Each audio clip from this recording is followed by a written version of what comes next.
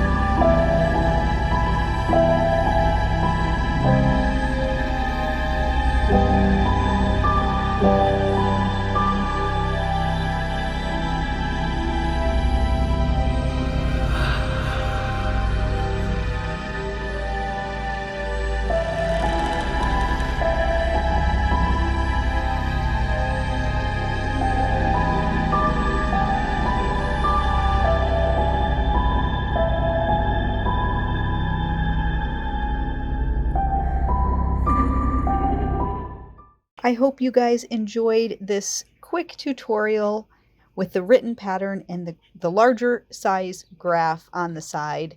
I hope that was helpful. Stay tuned for October's filet crochet square. I cannot believe we're already almost into October. Thanks so much for watching. Until next time, happy filet crocheting, everyone.